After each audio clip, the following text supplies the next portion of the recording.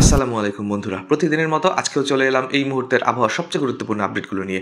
বাংলাদেশ আবহাওয়া অধিদপ্তরের সর্বশেষ তথ্য মতে দেশের উত্তরাঞ্চলে মৌসুমি বায়ু সক্রিয় রয়েছে, যার ফলে রংপুর, ময়মনসিংহ ও সিলেট অঞ্চলে মাঝারি থেকে ভারী বৃষ্টিপাতের সম্ভাবনা রয়েছে। অন্যদিকে ভারতের পশ্চিমবঙ্গের আলিপুর আবহাওয়া অধিদপ্তর জানিয়েছে উপকূলীয় ও গাঙ্গেয় পশ্চিমবঙ্গের উপর দিয়ে একটি নিম্নচাপ তৈরি হয়েছে, যা ধীরে ধীরে উত্তর পূর্ব দিকে এগোচ্ছে এবং এর প্রভাব সরাসরি বাংলাদেশেও কিন্তু পড়তে পারে। বন্ধুরা, সামনে একটি শক্তিশালী মৌসুমি বৃষ্টির ধারা আসতে চলেছে, বিশেষ করে দেশের মধ্য ও উত্তর পূর্বাঞ্চলে। বজ্রপাত, জলাবদ্ধতা ও নদী ভাঙনের মতো বিষয় সতর্ক থাকতে হতে পারে। এমনই আরও বেশ কিছু গুরুত্বপূর্ণ তথ্য পেতে ভিডিওটি সম্পূর্ণ দেখুন এবং সবার আগে সর্বশেষ তথ্য পেতে আমাদের চ্যানেলটি সাবস্ক্রাইব করুন। সাথে আপনি কোন জেলা থেকে দেখছেন এবং আপনার এলাকার আবহাওয়ার বর্তমান পরিস্থিতি আমাদের কমেন্ট করে জানান। তো চলুন আজকের মূল খবরগুলো জেনে নিই। উত্তর ও উত্তর পূর্বাঞ্চলে আবারও ভারী বৃষ্টি নামতে পারে, সতর্ক হন।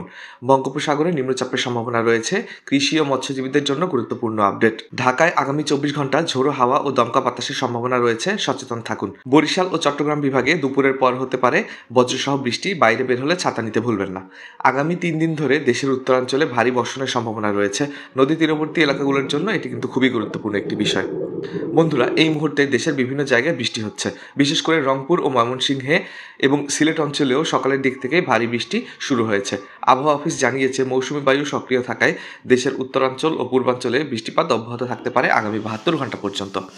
ঢাকা সহ মধ্যাঞ্চলের উপর দিয়ে মাঝে মাঝেই দমকা হাওয়া সহ বজ্রবৃষ্টির প্রবণতা দেখা যাচ্ছে। এই সময় বজ্রপাতজনিত দুর্ঘটনা এড়াতে খোলা জায়গায় না যাওয়ার পরামর্শ দিয়েছে কিন্তু আবহাওয়া অধিদপ্তর। এদিকে বঙ্গোপসাগরের মধ্যাঞ্চলে একটি দুর্বল নিম্নচাপের সৃষ্টি হয়েছে, যা আগামী কয়েকদিনের মধ্যে শক্তি সঞ্চয় করে একটি নিম্নচাপের রূপ নিতে পারে। আর যদি তাই ঘটে, তাহলে দেশের উপকূলীয় অঞ্চলে আবার ভারী বর্ষণের সম্ভাবনা দেখা দিতে পারে। তো চলুন এবার জেনে নিই বিভাগ ভিত্তিক আবহাওয়ার পূর্বাভাসগুলো। ঢাকা বিভাগে আজ বিকালের পর থেকে হালকা থেকে মাঝারি ধরনের বৃষ্টিপাতের সম্ভাবনা রয়েছে।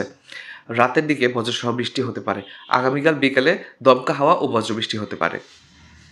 বিকাল 3টার পর থেকে চট্টগ্রাম বিভাগের উপকূলীয় এলাকায় হালকা থেকে মাঝারি বৃষ্টি, কিছু জায়গায় বজ্রপাতের কিন্তু সম্ভাবনা রয়েছে।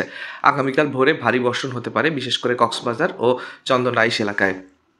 সিলেট বিভাগে এই মুহূর্তে বৃষ্টিপাত চলছে এবং তা আগামীকাল পর্যন্ত অব্যাহত থাকতে পারে। বন্যাপ্রবণ এলাকাগুলিতে জলাবদ্ধতার আশঙ্কা কিন্তু রয়েই যাচ্ছে। রংপুর বিভাগে সকাল থেকে ভারী বৃষ্টিপাত হয়েছে, দুপুরের দিকে বিরতি মিললেও রাতের দিকে আবার বৃষ্টি শুরু হতে পারে। আগামীকাল বজ্রসহ ভারী বর্ষণের সম্ভাবনা কিন্তু রয়েছে। খুলনা ও বরিশাল বিভাগে আজ বিকেল থেকে বৃষ্টির সম্ভাবনা, বিশেষ করে খুলনা শহর ও বরিশালের পটুয়াখালী এলাকায় দমকা হাওয়ার সাথে কিন্তু বৃষ্টিও হতে পারে।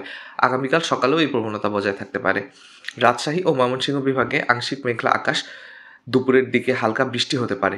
ময়মনসিংহে কাল সকালের পর থেকে কিছুটা ভারী বৃষ্টি হওয়ার সম্ভাবনা রয়েছে।